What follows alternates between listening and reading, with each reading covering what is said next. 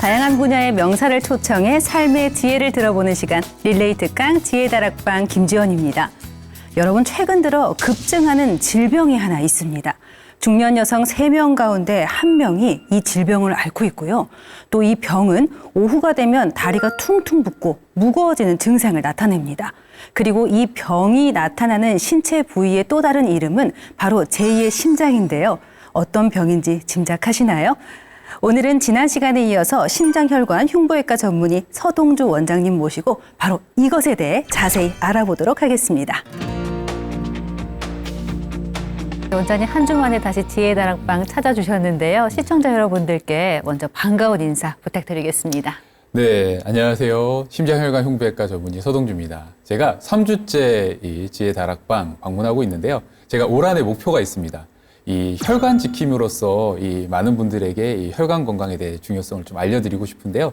여기서 사실 지금 지혜다락방에서 이런 얘기들을 계속하고 있어서 저는 굉장히 좀 뿌듯합니다, 벌써. 제가 이 시작에서 오늘 강연의 주제를 퀴즈로 냈습니다. 네네. 그런데 정답은 아직 말씀을 안 드렸거든요. 네네. 원장님께서 좀 알려주시죠. 네, 증상 아마 들어보시면 많은 분들이 아마 공감을 하시지 않을까 싶습니다. 나도 이런 증상이 있었는데 라고 생각들 하시는데요. 아마 예측하셨을지도 모르겠지만 이 증상의 이 진단명은요, 바로 하지정맥류였습니다. 그리고 제가 이 질병이 발생하는 부위가 제2의 심장이다라고 했는데 그 부분도 알려주셔야죠. 네, 우리가 종아리가 제2의 심장이라고 하죠. 우리가 동맥 같은 경우는 심장이 이렇게 펌프질을 하면서 손가락, 발가락, 머리까지 혈액을 보내주는 역할을 합니다. 그런 이 펌프 역할을 해주게 되는데 문제는 되돌아오는 길이에요. 되돌아오는 길이 정맥이죠. 이 정맥은 그런 펌프 역할을 하는 장기가 없죠. 그래서 보조적인 도움을 받아야 되는데 그 중에 대표적인 게 근육의 도움을 받아야 됩니다. 그게 발, 그리고 종아리 쪽에 있는 이 종아리 근육인 건데요.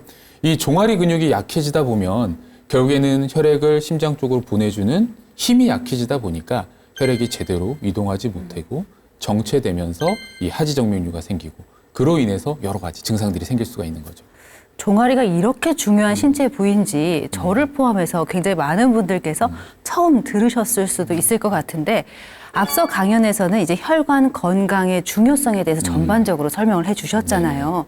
그런데 오늘은 이렇게 콕 집어서 하지정맥류를 강연의 주제로 선택하신 이유가 있을까요? 근래에 이 여러 혈관 질환들이 있지만 이게 생활의 불편감을 이렇게 나타내는 질환이 그렇게 많지는 않습니다. 보통 동맥 질환 같은 경우는 문제가 되면 생명과 직결되는 질환들인데 이 정맥 질환, 하지정맥류 같은 경우는 증상들이 좀 모호한 경우들이 많습니다. 그래서 불편하지만 이유를 모르고 지내시는 경우들이 많아서 정확한 정보를 조금 드리고 싶었다는 게 이제 첫 번째고요. 두 번째는 이 하지정맥류가 너무 간단하고 크게 문제되지 않는 질환이다라는 약간 오해들이 있으세요. 그런데 이제 이런 질환들, 하지정맥류 같은 이런 증상들을 나타내는 이런 모든 질환들이 결국에는 염증과 여러 면역 반응까지 연계가 돼서 우리 몸에 조금 더 큰 문제를 일으킬 수 있기 때문에 이렇게 정확한 진단과 그리고 어떤 치료 방법이 있는지를 좀 알려드리고 싶어서 오늘 하지정맥류를 주제로 잡았습니다. 네, 제 주변에도 보면 사실 남녀노소를 불문하고 미관상도 좀 그렇고요. 설명할 수 없는 그 통증까지 여러 가지로 좀 힘들어하는 분들이 계신데 또 말씀해 주신 것처럼 하지정맥류에 대한 속설들로 오해도 많이 하고 계시더라고요. 맞습니다. 오늘 원장님의 강연을 듣고 나면 오늘 그 모든 궁금증들이 다 해결이 되겠죠? 네, 그렇습니다. 네, 그럼 원장님 오늘도 강연 청해 보겠습니다.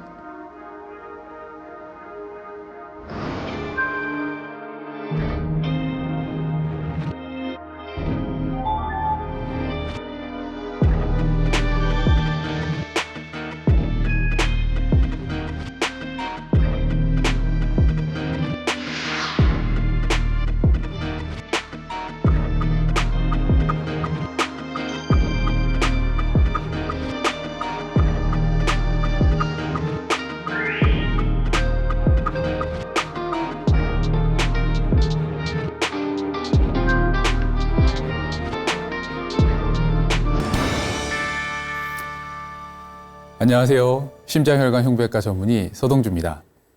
네, 오늘은 제가 말씀드릴 주제는 바로 하지정맥류입니다. 네, 여러분들은 하지정맥류에 대해서 얼마만큼 알고 계실까요? 네, 우리 어머님들 보게 되면 조금만 다리가 좀 불편해도 이렇게 표현하세요. 아, 나 하지정맥 있어. 이렇게 표현들을 하시거든요. 그렇다라고 하면 이 정확한 하지정맥류의 정의나 이 문제점들은 제대로 알고 계실지 한번 질문을 드리고 싶은데요. 오늘은 그 생활의 불편감을 일으키는 하지정맥류에 대해서 정확히 설명드리도록 하겠습니다. 네, 우리 하지정맥류를 보게 되면요. 말 그대로 하지, 정맥에 생기는 질환입니다. 여기에 류가 붙었죠. 류자는요, 혹류자입니다. 그러니까 하지정맥이 혹처럼 튀어나와 있는 질환을 이렇게 표현하는 거죠. 이 어휘를 보게 되면요, 어원을 보게 되면 결국에는 다리 쪽에 있는 정맥에 뭔가 문제가 생기는 질환입니다. 그렇다라고 하면 그러면 상지 정맥류는 없냐? 네, 거의 없습니다. 왜 하지 쪽에, 다리 쪽에 정맥에는 문제가 생기는데 우리 팔 혹은 이제 상체의 정맥에는 문제가 생기는 경우가 드물까요? 거기에는 여러 가지 이유가 있습니다. 그걸 알기 위해서는 우리가 왜 하지 정맥류가 생기고 그 원인이 뭔지를 조금 아셔야 되겠죠. 그리고 또 하나는 치료도 아셨으면 좋을 것 같습니다. 이 하지정맥류에 대한 개념은 예전 히포크라테스 때부터 사실 이 하지정맥류의 개념들은 나타났습니다. 그런데 이 예전에부터 이제 사실 19세기 말 저희가 실질적으로 이제 치료에 들어가기 전까지는 이 하지정맥류는 결국에는 외관상의 문제에 초점을 두는 부분들이 많았습니다. 외관상의 혈관이 튀어나오고 이렇게 튀어나온 사람들이 뭔가 불편해하더라. 그러니까 그 부분을 절개하고 뭐 잘라내고 뭐 혈관을 제거하고 이런 부분들을 하니까 또 증상이 괜찮아지더라 라는 게 사실은 이제 시작이었고요. 19세기 말에 들어오면서 이게 혈관의 역류 때문에 생기더라. 그렇기 때문에 여러 테스트를 통해서 요 혈관들을 좀 묶어주고 제거를 해주니까 문제가 되는 혈관들을 제거를 해주니까 증상들이 좋아지더라 라고 하면서 수술적인 치료들이 이제 진행됐던 거거든요. 그래서 결국에는 외관상 문제였다라고 하는 이 하지정맥류가 결국에는 혈관 안쪽에 기능적인 문제가 원인이었고요. 심화 과정으로 이제 들어가게 되면요. 이게 결국에는 염증과 면역 과정과도 연관이 됐다는 이제 개념을 조금 설명드리고 싶습니다. 네, 우리가 혈액순환 얘기들 많이 하죠. 제가 하지정맥류를 말씀드리기 위해서는 이 혈액순환 얘기를 꼭 드려야 됩니다. 제가 오프닝 때도 말씀드렸지만 우리가 혈액이 동맥을 통해서 우리 몸에 손가락, 발가락 끝까지 전신에 혈액을 보내준다라고 하면요. 이 모세혈관에서 영양소와 노폐물을 걸러내고 이제 회수하는 길이 이제 점점점 이제 회수하게 되는데 거기서 그 다음 정맥을 통해서 심장으로 되돌아와야 됩니다. 그런데 동맥 같은 경우는 심장과 같은 이 강력한 우리 몸에 인체에 있는 펌프가 있기 때문에 혈액을 보내줄 수 있습니다. 하지만 정맥 같은 경우는 이 보내주는 펌프 역할을 하는 게 없죠. 그래서 보조적인 장치들이 필요한데 그게 근육의 역할입니다. 근육이 수축하고 이완하는 역할을 통해서 이 과정을 통해서 혈액을 위로 올릴 수 있는 역할을 하고요. 또 하나는 사진을 보시면 이 구조가 하나 더 있어요. 이 동맥 같은 경우는 없는 이 정맥에 있는 판막이라고 하는 구조물이 있습니다. 이 구조물은 이 체크 밸브, 1A 밸브 역할을 하거든요. 그러니까 한쪽으로만 혈액이 갈 수 있게 도와줍니다. 혈액이 반대 방향으로 가게 되면 결국에는 그 판막이 막아줘서 반대로 혈액이 가지 못하도록 막아주는 거죠. 이 판막의 영향도 크게 영향이 미치게 되죠. 또 하나는 만약에 다리에서 심장으로 혈액을 보내준다라고 하면 이 복부의 압력도 굉장히 중요하게 작용을 합니다. 복부의 압력 그리고 흉곽 압력 이 차이에 의해서도 혈액이 심장 쪽으로 넘어갈 수 있게 도와주는 거죠. 그래서 이런 부분들이 작용을 해서 혈액이 다시 발에서 심장으로 돌아올 수 있게 도와주는데 이 중에 어느 것 하나만 고장이 나고 혹은 이 기능이 떨어져 있다라고 하면 그때는 이 정맥혈관의 기능이 떨어질 수밖에 없는 겁니다. 이게 만성화되게 되면 이 하지정맥류라고 하는 이 만성 정맥부전으로 이어지게 되는 건데요. 제가 좀 전에 말씀드렸다시피 그런데 왜 하지정맥류만 있느냐라고 이제 사실 이제 설명을 좀 드려야 될 것 같은데요. 보통 상체 혈관 같은 경우는 팔은 일단은 우리가 제일 많이 쓰죠. 뭐 어쩔 수 없이 여러 동작 때문에 많이 쓰고요. 또 하나는 심장과 거의 비슷한 레벨에 있습니다. 그래서 혈액이 심장 쪽으로 들어가는 일이 그렇게 멀고 힘든 여정이 되지 않습니다. 하지만 다리는 좀 다르죠. 심장과 가장 멀리 떨어져 있죠. 그래서 다시 올라오는 길도 굉장히 기나긴 여정인데 여러 환경상 이걸 또 방해하는 요소들도 많습니다. 우리가 걷지 않고 앉아 있거나 그러면 근육을 거의 쓰지 않겠죠. 그리고 살이 찌면서 올라가는 혈류량이 너무 많아요. 올라가야 되는 혈류량이 너무 많아져요. 그리고 이제 배가 나오면 이제 복부의 압력도 높아져요. 그러면 위로 올라가는 길이 굉장히 험난하고 더 험난해지겠죠. 그러다 보면 이제 그 혈관들이 망가지는 겁니다. 이제 그걸 이제 보통 일명 하지정맥류라고 하게 되는데요. 이 정맥에 생기는 이 질환, 정확한 명칭은 만성정맥부전이 정확한 명칭입니다. 이 정맥부전이라고 하는 건요, 말 그대로 혈액이 새는 걸 의미해요. 가장 왼쪽에 있는 사진을 보면 혈관이 예쁘게 일직선으로 되어 있죠. 그 안쪽에 이 판막이 잘 자리를 잡고 있습니다. 근데 이게 여러 가지 이유 때문에 혈관이 망가지고 손상이 되고 혈류량이 많아지고 이렇게 되면 이 판막이라는 게 점점점 벌어지게 돼요. 그러면 혈류가 심장으로 못 가고 다리로 다시 내려오는 상황들이 생기죠. 이걸 이제 저희는 정맥이 역류한다라고 표현을 합니다. 역류를 해야 되면 혈액이 한쪽으로만 가줘야 되는데 그래야지 순환이 잘 되는데 역류해서 혈액이 다리 쪽으로 다시 정체되다 보면 이것 때문에 여러 가지 문제들이 생기는 거죠. 아마 이제 역류는 이 하수도가 고장났다라고 생각하시면 돼요. 하수도 배관이 제대로 연결이 돼서 심장 쪽으로, 그러니까 배관이 혈류가 잘 앞쪽으로 가줘야 되는데 하수도가 뭔가 막히거나 뭔가 문제가 생겨서 꿀꺽꿀꺽 뒤로 역류하면 그게 사실은 문제를 일으키잖아요. 그러니까 그런 상황이라고 생각하시면 됩니다. 그래서 저희가 이제 보통 하지정맥류 저희가 검사를 하고 진단할 때 이제 혈류가 샌다 혹은 정맥이 샌다 이렇게 표현을 하거든요. 그러니까 혈류가 심장으로 못 가고 일부가 판막 사이를 사실 이제 지나서 다시 거꾸로 새는 과정들이 지나가게 되죠. 그러니까 이런 것들이 진행되다 보면 여러 가지 문제들이 생기게 되는 거죠. 우리가 하지정맥류 그러면 왜 많이 생기느냐?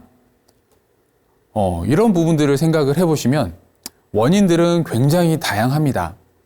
다양하고요. 기존에 유전적인 측면을 굉장히 좀 강조하는 측면도 있었습니다. 이게 혈관의 탄력성이나 뭐 이런 여러 가지 부분들이 좀 영향을 미치는 것으로 저희는 추측을 했죠. 그래서 유전적인 요소가 강하고 거기에 현대인들이 하지정맥류, 그러니까 만성 정맥부전이 점점점 늘어나는 이유는 생활 환경과 여러 가지 사실 만성 질환들 때문에 또 많이 생기거든요. 그 이유들을 보게 되면 대표적인 게 사실 비만입니다. 요즘 비만 인구들이 많이 늘고 있죠. 좀 전에 하지정맥류가 잘 생기는 요소 중에 하나가 이 복부의 압력이 높아지고 그리고 하체로 가는 혈류량이 늘게 되는 것도 원인이고요. 그리고 지방이 많아지다 보면 내장 지방이 늘고 하다 보면 염증 물질들도 많이 만들어지다 보니까 혈관 기능이 좀 떨어질 수밖에 없습니다. 이제 그러다 보면 이 만성 정맥 부전이 많이 생길 수가 있고요. 또 하나는 현대인들의 자식 생활입니다. 운동량이 많이 이제 줄었죠.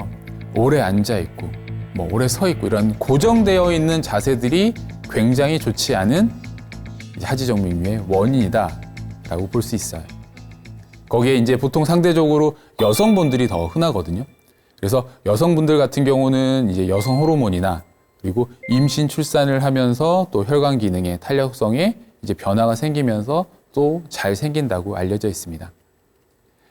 네, 거기에 이제 노화와 이제 사실 100세 시대를 살다 보니까 노화가 되는 과정에서 또 혈관 기능도 당연히 나빠질 수가 있겠죠. 그러니까 이런 과정들이 계속 쌓이다 보니까 우리 하지 정맥류의 이런 인구들이 이제 점점점 늘고 있는 겁니다. 실제 국내 하지 정맥류 진단율도 굉장히 늘고 있고요.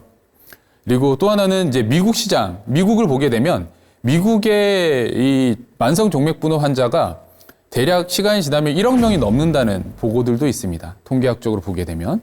그러니까 그 정도로 이 만성 정맥 부전은 이제 흔한 질병이기도 하고 그만큼 또 우리의 삶의 질을 또 망가뜨리는 질환이기도 합니다. 네, 제가 유전적인 부분들은 제가 뒤에 추가적으로 좀 설명드리고 싶어요. 여러 가지 관점들을 좀 설명드리기 위해서.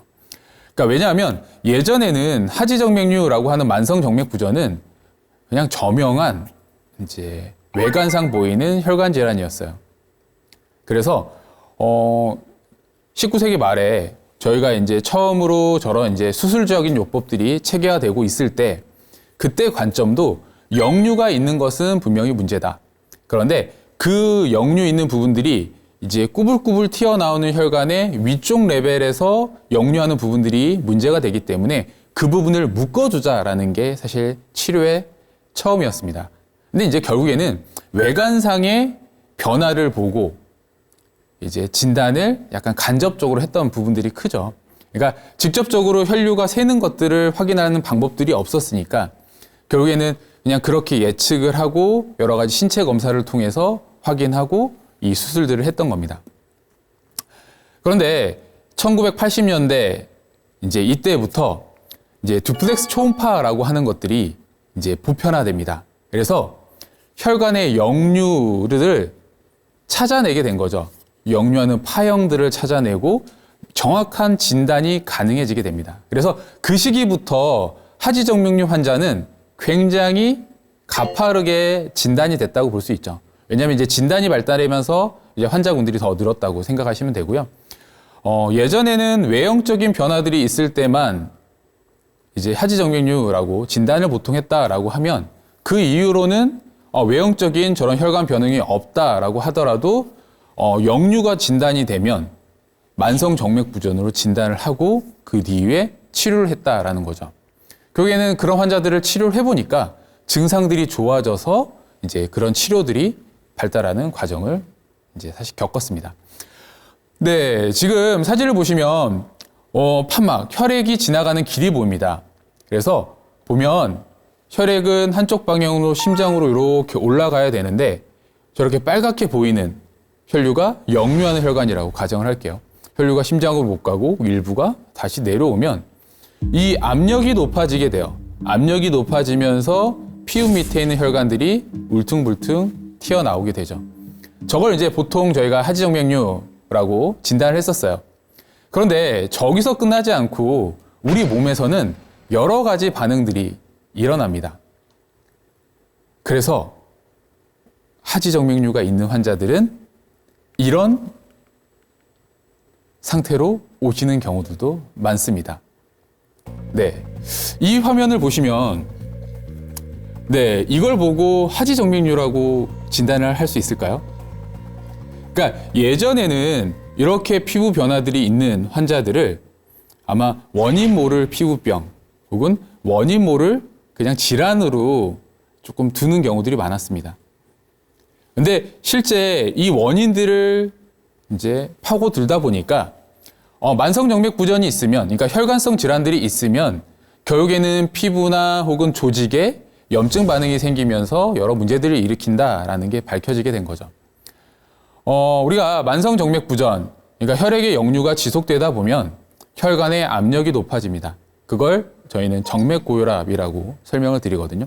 정맥의 압력이 높아지는 정맥 고혈압이 진행되게 되면 결국에는 혈관벽에 손상이 생기고 그리고 염증이 생기고 이게 지속되다 보면 피부나 조직에, 그러니까 근육 조직이나 혹은 신경이나 이런 부분에 여러 가지 영향을 미치다 보니까 다양한 증상들이 나타납니다.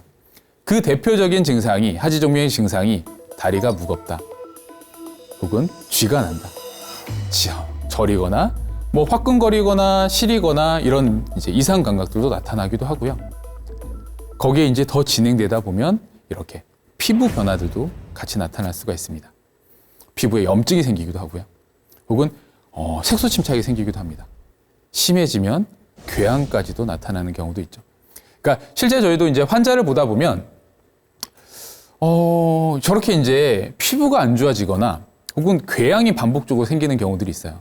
그러니까 궤양이 좋아졌다 나빠졌다 이렇게 반복되면서 이게 계속 생기는 분들이 있거든요. 그러니까 그런 분들이 제일 먼저 방문하는 데가 이제 나 당뇨인가 보다 라고 해서 내과 병원을 갑니다. 아니면 피부과를 가서 나 피부병이 갑자기 생겼는데 이거 치료 어떻게 하죠? 라고 하고 이제 피부과를 가죠. 아마 이제 피부과에서도 당뇨가 있는지 없는지를 보통 이제 체크를 하시겠지만 이제 거의 이제 그냥 단순 피부 질환에 준해서 뭐 보습제나 혹은 스테로이드 이런 연고들을 좀 쓰면서 경과를 보는데 사실 당연히 문제가 되는 원인이 해결되지 않았기 때문에 예전에는 이제 저게 진행되고 궤양이 악화되는 경우들이 사실 꽤 많았습니다. 그런데 혈액의 역류 그리고 이제 혈관병 때문에 혈관이 이상이 있으면 저렇게 피부 질환까지도 나타날 수 있다라는 게 이제 여러 이제 논문이나 자료들이나 여러 뭐 학회에서 이제 많이 얘기들 하다 보니까 근래에는 이렇게 내과나 피부과에서 저런 이제 환자분들 저렇게 이제 피부까지도 손상이 된 환자분들을 혈관 클리닉으로 보내주시거든요. 그래서 체크를 하도록 하게 되는데 이 혈관 질환 역시 저렇게 피부 질환을 조금 만들 수 있다는 걸 꼭 아셨으면 좋겠고요. 저렇게 생기게 되면 빨리 조치하지 않게 되면 더 진행할 수 있기 때문에 사실 하지정맥류가 대부분은 뭐 빨리 치료를 하지 않아도 되는 질환이긴 하지만 저렇게 피부 변화가 있는 경우에는 빨리 조치를 하라고 말씀을 드립니다. 저희 보면 이런 질환들이 보통 이제 아버님들이 이렇게 생기시는 경우들이 많으세요. 그러니까 지내시는데 크게 불편함이 없고 그냥 뭐 다리가 좀 불편하고 조금 화끈거리긴 하는데 뭐 피부가 저렇게 변해도 크게 뭐 아프지 않다라고 표현하거든요. 크게 아프지 않으니까 그냥 지내시다가 조금 이제 일이 커지는 경우들이 생기게 되죠. 그래서 저희가 하지정맥류의 대표적인 증상 중에 피부 변화도 있다. 저희가 하지정맥류를 육안으로 진단을 하게 됩니다. 육안으로 진단하는 병기가 있거든요. 1단계부터 6단계까지 있어요. 보통 1단계는 실핏줄들이 보인다든지 혹은 파란 혈관들이 조금 두드러져 보이는 이제 이런 단계, 망상정맥이라고 하거든요. 그럼 망상정맥이 보이는 단계를 1단계라고 하고요. 2단계 같은 경우는 울퉁불퉁 튀어나오는 우리가 보통 알고 있는 2단계 이제 이 하지정맥류가 보이는 단계를 보통 2단계라고 합니다. 거기에 이제 부종이 있는 경우에는 3단계. 이제 4단계부터는 피부 질환이 생깁니다. 이제 피부에 색소 침착, 피부염, 혹은 이 복숭아뼈 근처에 실핏줄들이 많이 보인다든지, 피부 색깔이 안 좋다든지, 뭐 여러 가지가 보이죠. 5단계, 6단계는 이제 궤양이 진행된 정도로 굉장히 좀 심한 단계입니다. 그래서 궤양이 치유가 되면 이제 치유가 되는 게 왔다 갔다 하면 그때는 5단계. 치유가 되지 않고 계속 진행하는 궤양이 있으면 6단계로 보거든요. 그래서 보통은 저희가 이제 치료하는 기준을 평가를 할 때 하지정맥류 같은 경우는 2단계 이상부터는 치료를 조금 적극적으로 하라라고 말씀을 좀 드리고요. 왜냐하면 모든 혈관들은 비슷해요. 진행성 질환이거든요. 그러니까 점점점 진행하기 때문에 2단계 이상부터 진단이 됐을 때는 결국에는 더 진행될 가능성이 높다. 그래서 치료를 하라라고 말씀을 좀 드리게 됩니다. 네, 그래서 저희가 예전에는 이제 여러 가지 이런 관점들이 있어서 단순하게 하지정맥류에 대한 이해가 기계적인 고장으로 생각들을 많이 했어요. 이제 그렇게 생각하다 보면 아직도 이제 사실 거기에 조금 국한되게 조금 편견을 가지고 계시는 선생님들은 튀어나오지 않으면 하지정맥류가 아니다라고 설명하시는 경우들이 있거든요. 그러니까 이게 이제 혈관을 전문적으로 하시는 선생님들은 그렇게 말씀하시지 않으시지만 이런 이제 관점들에 대해서 계속 이해를 하고 공부를 하기 때문에. 근데 이게 이제 예전의 마인드로 생각을 하시면 그냥 기계적인 고장이기 때문에 그냥 뭐 진행하면 된다. 뭐 이게 다른 문제는 일으키지 않는다라고 이제 생각들을 하시는 경우들이 아직도 있습니다. 그래서 이게 여러 가지 증상들을 보게 되면 이 하지정맥류의 이 증상은 단순하게 기계 고장은 증상의 이제 시작점, 시발점이 됐다라고 하면 더 진행되는 여러 가지 증상들은 여러 가지 생물학적 반응에 의해서 나타난다라고 볼 수 있거든요. 거기에 염증과 면역 반응이 있을 수 있습니다. 제가 유전적인 측면 말씀을 좀 드렸잖아요. 하지정맥류를 보게 되면 실제 유전적인 측면이 굉장히 강합니다. 이게 초창기는 약간 통계학적 측면이었어요. 뭐 일본이나 우리보다 더 앞서서 이제 하지정맥류 치료를 했던 이런 국가에서 한 이런 통계학적 이제 보고서를 보게 되면 엄마 아빠가 하지정맥류가 있는 분들의 자녀들을 보게 되니까 굉장히 높은 비율로 하지정맥류가 나타나더라라는 거였습니다. 그래서 저희들은 이제 그러면 이게 뭔가 유전적인 혈관 탄력성이나 여러 가지 때문에 문제가 되겠구나라고 추측을 하고 가족력을 항상 앞에 두게 됩니다. 그래서 가족력이 있으시면 하지정맥류가 잘 생깁니다라고 말씀을 좀 드렸던 거죠. 하지만 이에 대한 이제 유전적인 측면을 조금 증명한 최근에 자료가 있습니다. 결국에는 이 면역세포가 하지정맥류의 원인이다라는 결국에는 자료였거든요. 대략 이 38만 명 정도 되는 이 환자들을 대상으로 한번 추적 관찰, 그러니까 연구를 쭉 해봤다고 합니다. 그렇게 했더니 특정 이제 면역세포에 있어서 활성화 정도가 이 대조군에 비해서 차이가 났다라고 하는 거죠. 쉽게 말해서 혈관을 공격하는 이 그러니까 혈관을 공격하는 인자가 다른 대조군에 비해서 조금 더 활동성이 더 높았다라는 게 확인이 된 거예요. 그래서 내가 그런 이제 공격하는 인자들이 활성화되게 태어났다라고 하면 그 혈관은 더 많이 다치고 더 빨리 손상되고 이런 부분들이 나타난다는 거죠.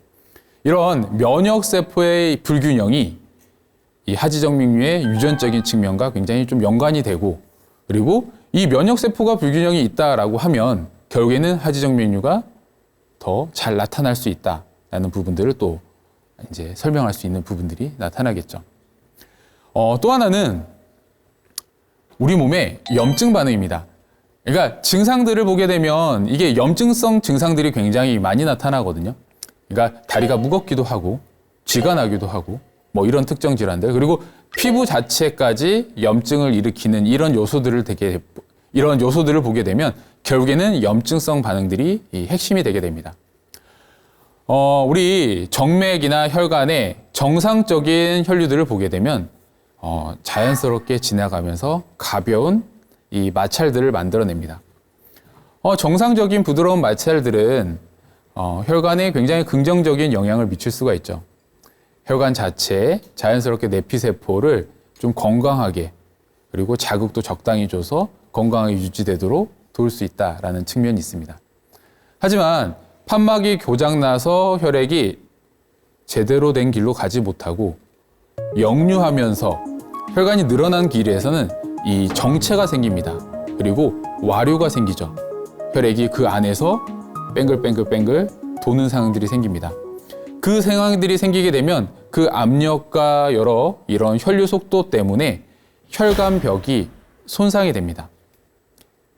이걸 좀 생각을 해보면 우리가 혈관 자체가 정상적인 길에서는 크게 문제가 되지 않아요. 근데 어느 순간 그 혈관이 이유는 모르겠지만 뭔가 문제가 생겼어요. 문제가 생기면 거기서 우리 몸은 반응을 하게 됩니다. 이게 혈관 자체가 뭔가 고장이 났다. 그러면 이걸 고치기 위해서 면역세포들, 염증세포들이 그 혈관 주변에 달라붙게 되겠죠. 그리고 혈관벽 자체도 이걸 보호하기 위해서 염증세포들을 받아들이려는 준비를 하게 됩니다. 그게 이제 염증 반응들이 생긴다라고 얘기를 드릴 수 있는 거고요. 이 염증 반응들이 생기다 보니까 다양한 이제 문제들이 생기게 되고, 실제 보게 되면 특히나 이 팔 같은 경우는 크진 않지만 이 다리 같은 경우에는 이 정맥류가 생겼을 때 이 사이토카인이라고 하는 이 염증 물질들이 상대적으로 농도가 좀 높아진다라는 보고들이 있습니다. 그래서 이게 구조적인 문제에서 끝나는 게 아니라 이 염증 반응들이 결국에는 이 정맥류, 하지정맥류의 원인이다. 당연히 이걸 지켜보게 되면 진행하게 되겠죠. 그리고 이 염증 인자들이 국한돼서 국소적으로 이 혈관에만 문제를 일으키는 게 아니라 결국에는 전신에도 문제를 생길 수도 있는 거죠.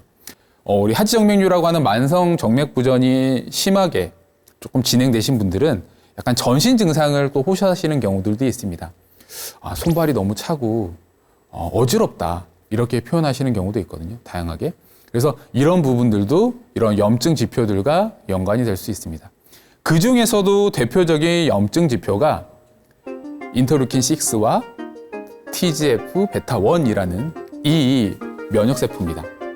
이 염증 물질이거든요. 염증 유발 물질인데 우리가 염증이 생기면 열이 나고 약간 발열이 생기고 이럴 때 작용하는 이 면역 물질이 인터루킨 6라고 하는 이 면역 물질이고요.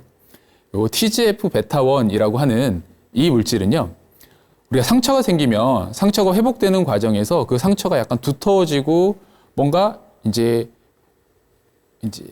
상처 자체가 흉터가 생기잖아요. 그런 이제 흉터를 만드는 그런 작용을 하는 이런 물질이기도 합니다. 그런데 동맥경화에서도 문제인 게 이 내벽이 고장이 나면서 이 중막이 점점 좀 두꺼워지는 동맥경화가 문제라고 했잖아요. 이 만성정맥부전도 비슷합니다. 압력 때문에 만성적으로 정맥부전이 돼서 정맥고혈압이 생기고 이로 인해서 혈관 내벽이 손상되기 시작하면 이 염증 물질들이 계속 작용을 하면서 굉장히 얇아요. 정맥혈관에 있는 중막이라고 하는 그 근육층은 굉장히 얇습니다. 근데 그 얇은 중막층을 변형을 일으키게 되죠. 그래서 그 중막층을 파괴하는 주범이 인터루킨 6가 이 혈관에 있는 그 근육층을 이제 점점점 탄력성을 떨어뜨리게 되고요. 그리고 그 내피세포에 있는 주변에 있는 변형을 또 딱딱하게 변화를 일으키는 게 이제 TGF 베타1이라고 하는 이 물질이 혈관 자체의 유연성이나 경직성을 이제 사실 올리고 유연성을 떨어뜨리는 구조로 만들어 버립니다. 그래서 제가 또 하나 이제 만성 정맥부전이 있는 분들 혹은 정맥 고혈압이 있는 분들을 쭉 검사를 하면서 항상 말씀드리는 게 정맥이 딱딱하게 변한 정맥경화가 있습니다라고 표현을 드립니다. 그러니까 정맥벽 자체가 저렇게 변성이 있다라는 것은 결국에는 혈관 안쪽에 여러 가지 변화가 생기는 거고 그로 인해서 여러 가지 증상들을 나타낼 수 있기 때문에 저희가 초음파를 보고 저 안에 혈관벽이 두꺼워진 것만 확인하더라도 어느 정도 증상과 일치하는 경우들이 많이 나타나게 되죠. 그래서 결국에는 이런 혈관을 탄력을 이제 담당했던 엘라스틴이나 이런 콜라겐 자체를 이제 분해하는 것들이 점점점 늘어나서 이 균형이 깨집니다. 혈관벽에 붕괴가 생기고 이 혈관벽이 분해되고 이러면서 여러 가지 이제 이상 증상들이 나타나게 된다는 거죠. 그래서 제가 보통은 이제 꼭 하지정맥류라고 하면 예전에는 단순하게 외형적인 변화들 확인하고요. 도플러라고 하는 초음파 검사가 지금은 이제 주요 진단 이제 방법이었는데 사실 이것뿐만 아니라 그 전에 이제 유전체학 검사나 혹은 혈관 바이오마커나 이런 면역 물질이나 이런 부분들도 같이 이제 지켜봐야 되지 않을까 싶습니다. 하지정맥류가 1980년대 이제 듀플렉스 초음파가 이제 대중화되면서 굉장히 진단율이 높아졌습니다. 그래서 그 이후에 여러 가지 치료 방법들이 나타났고요. 이제 최근에는 그 혈관 치료에 있어서 이제 표준화된 치료는 혈관 안쪽에 이제 치료 기구를 넣고 고장이 난 판막을 이제 여러 가지 방법으로 막아주는 게 사실 치료 방법이었거든요. 그 대표적인 방법이 이제 2세대 방법이라고 1세대 방법이 이제 수술적으로 묶어주고 혈관을 긁어내는 방법이었다라고 하면 2세대의 방법은 이제 레이저나 고주파처럼 열 에너지를 이용해서 혈관을 내벽을 지졌다라고 하면요. 이제 3세대 방법은 이렇게 이제 열을 이용하다 보니까 열 손상 때문에 여러 가지 문제가 생겨서 이제 조금 더 좋은 방법이 없을까라고 나온 게 안에 약물을 주입하는 방법들이 이제 나타났습니다. 이 시기를 보게 되면 굉장히 좀 짧은 시기에 변화들이 많이 나타났어요. 그러니까 하지정맥류 진단이 많아지면서 1980년대 이후로 이제 수술적인 요법들이 많이 개발됐다라고 하면 그 이후에 2000년대를 기점으로 해서 레이저나 고주파들이 많이 치료가 되고 이제 2010년 이후로 이제 이 3세대 방법이라고 하는 약물 치료들이 많이 개발되고 있습니다. 그런데 이렇게 이제 빠른 시간 안에 이렇게 시술 방법들이 많이 다양해지고 있는데요. 그런데 아직 증상이 시술하고 나서 치료하고 나서도 남는 경우 그리고 초기 환자분들에 대한 치료 방법이 명확치 않는 부분들이 좀 있습니다. 그래서 그 부분에 대한 접근이 단순히 이 하지정맥류가 기계적인 결함으로 구조적인 변함으로 나타나는 질환이 아니라 여기에 더해서 이 염증, 면역세포와 연관됐다라는 부분들을 좀 아셨으면 좋겠고요. 그 부분을 또 같이 치료를 해줘야 치료 후에, 시술 후에도 이제 수술 후에 증상들이 개선되는 부분들도 있을 거고, 그리고 초기 환자분들 같은 경우는 수술을 하지 않고도 치료하는 전략을 짤 수 있지 않을까 싶어서 그런 부분 때문에 설명을 좀 드린 게 있습니다. 결국에는 이 하지정맥류는 혈관의 만성 자가염증입니다. 네, 근본적인 원인은 단순하게 기계적인 결함이 아니라요, 유전적으로 결정된 이 면역계 불균형이 큰 영향을 미친다. 그리고 이 혈액의 혈류의 정체는 이 면역 반응의 방아쇠 역할을 하면서 혈관벽 내에 국소적인 염증의 폭풍을 유발할 수 있다라는 점이죠. 거기에 이제 그런 염증들의 여러 가지 염증 물질들이 작용을 하고요. 이런 부분들에 대한 미래 이제 치료의 구체적인 표적으로 작용하지 않을까 싶습니다. 저는 그러니까 오늘 이 시간을 통해서 하지정맥류가 단순하게 이렇게 이제 사실은 치료가 진행된 지가 100년이 넘었거든요. 그런데 다양한 치료 방법들이 또 그 사이에 한 40년 사이에 굉장히 많이 나타났습니다. 근데 아직도 하지정맥류를 그냥 기계적인 결함으로만 생각하시는 경우들이 많습니다. 하지만 이 하지정맥류의 이런 패러다임의 전환 자체가 근본적인 또 혁신을 또 보일 수 있기 때문에 오늘 이 시간을 가져봤습니다. 네, 여러분들은 아마 하지정맥류라고 하면 아직도 이제 단순한 이제 혈관이 튀어나온 질환 정도로만 생각하실 수 있는데요. 제가 이제 환자분들을 계속 보다 보면 제가 이제 처음 이 하지정맥류 환자분들을 보기 시작한 이유 중에 하나가 정말 치료를 잘 그러니까 여기저기 병원을 다녀도 관심을 못 받는 환자분들이 굉장히 많았어요. 그러니까 이런 증상들은 결국에는 그냥 지내세요. 치료 뭐 굳이 안 하셔도 되고 그냥 사세요라고 대학병원이든 여러 병원들에서 지내시는 경우들이 많았습니다. 그런데 문제는 환자분은 굉장히 불편해요. 생활에 굉장히 좀 불편감을 느끼고 힘들어합니다. 그러니까 그런 부분들에서 그러니까 의료진과 환자 간에 이 갭이 있는 게 저는 되게 조금 힘들었거든요. 그래서 그런 부분들을 좀 개선하고자 사실 이 하지정맥류 환자분들을 조금 더 집중적으로 케어하기 시작했고요. 그런 측면에 있어서 저도 이제 계속 환자분을 보다 보니까 단순히 이 구조적인 문제만 해결해서는 완벽한 치료가 되지 않더라고요. 그래서 조금 더 연구를 하고 이 염증과 면역 문제까지도 생각을 하신 염증과 면역까지도 이 생각을 한 부분들이 있습니다. 네, 여러분들도 오늘 이 시간을 조금 잘 들어보시고요. 하지정맥류에 대한 이제 다른 관점 그리고 조금 미래지향적인 관점에 대해서 한번 이해를 하시는 시간이 되셨으면 좋겠습니다. 네, 지금까지 감사합니다.